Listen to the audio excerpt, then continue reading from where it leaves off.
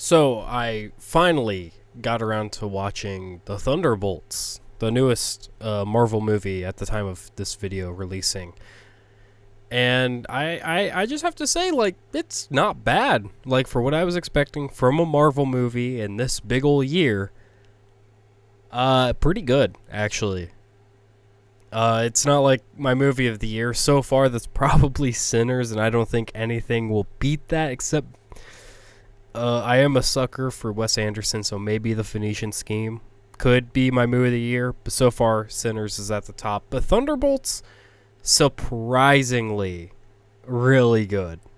But before we talk just about Thunderbolts, and especially before we get into like any spoilers of the movie, which may happen, so if you're worried about that, you might want to just dip. I gotta thank Advanced GG, my favorite energy supplement drink company. My favorite flavor, probably the Energy Guava Berry. If you want to go try that out, you can check my link down below and use my code SPICER10 for 10% off. Natural caffeine derived from green tea extract. Ton of vitamins and stuff in there. Doesn't leave me jittery, doesn't make me crash. Just good stuff, in my opinion. So go ahead and check them out. Back to Thunderbolts. Why is it great? Well, I think one of the biggest reasons is it has a small cast, which may sound stupid when I first say it, being that it's a team of five characters, six characters. So automatically that's like 5 or 6 characters, plus like add a few more major, minor supporting type roles. You know, that's a decent size. Now think about any other Marvel solo movie since, like, Endgame. Just think about it. Gonna be honest, I haven't watched everything in the past 2 sagas. There's a lot I've missed. Eternals, I think the main cast has more than that many characters. Black Widow, I think is about the same. Doctor Strange in the Multiverse of Madness had a lot going on, but the characters never really interacted in meaningful ways with one another. No one really had any emotional journey at all, and that's all Thunderbolts is. Yes, it's a team-up movie, technically. It's not a solo movie. But it has a core group. The emotional core of the movie is the interactions between these people and their individual struggles. And they're not just saying, yes, here's my problem. They're all dealing with it in their own ways and to different extents hiding it from each other until they realize that together they're stronger than they could be alone. Just like super surface level stuff concerning Thunderbolts. And that's reminiscent of what I think is probably some of the strongest movies in all of the MCU, which is Guardians of the Galaxy. Which also, to an extent, is also the worst part of MCU movies, because a lot of what people consider Marvel comedy and things like that stem from Guardians of the Galaxy and its success. But I think it comes from a misunderstanding of why it works in James Gunn's films. Yeah, a lot of characters are quippy and quirky, but, you know, they have... The movie still has its emotional core. It is serious a majority of the time, but it still gives you those moments of like brevity that you need. Not necessarily need, but they're very welcomed in the film because after all, it's still like it's a superhero movie. Stepping away from like the story of the movie, which is weirdly for a Marvel movie its biggest strong suit. I want to talk about like the sets. The visuals, if you will. The sets, I'm pretty sure they were a lot of them real. Like, genuinely, they went places and filmed places, and not just, yes, we rented out a soundstage in Atlanta. This is the movie.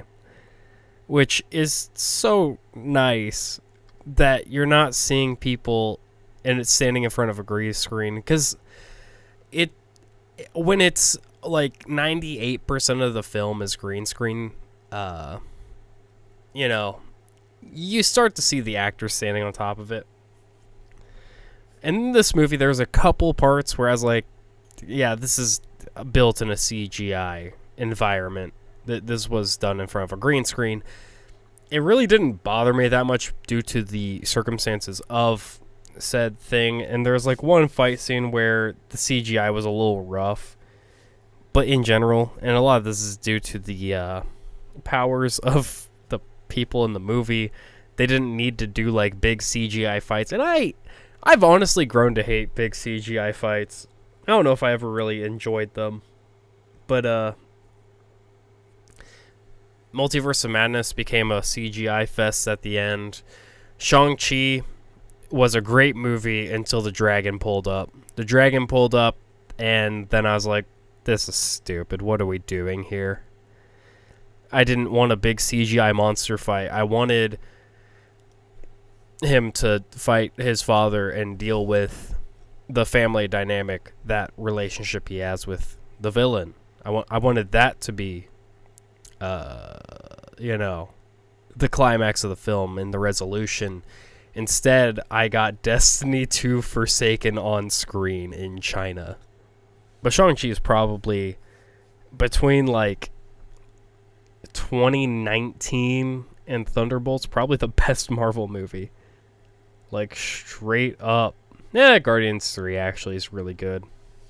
And then on top of this movie actually being good, and seeing Kevin Feige talk about everything going on at Marvel before this movie and including this movie, I actually have hopes going forward for Marvel. And with James Gunn heading DC and how Superman looks really good, I think superhero movies are kind of back in a big way.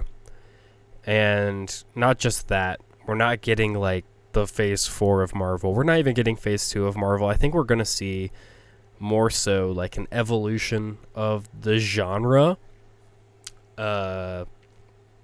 where it starts taking influences from others. Like, if you think back to, this wasn't made by either of these companies, this was Fox, but Logan doesn't feel like a superhero movie. It's not a comic book movie, even though it's a loose adaptation of Old Man Logan and things like that. At its heart, it is a Western film. Like its core themes, the plot structure, it runs like a Western. So I'm not saying every movie is going to be Logan. I'm not saying every movie is going to be Thunderbolts, but I think Thunderbolts is reiterating to the industry that the roller coaster entertainment rides of the past few years, like what Martin Scorsese did say about Marvel movies, and I think he was honestly a year or two ahead of it, that they're just slop entertainment, basically. They're made to shut you up and give you spectacle to look at.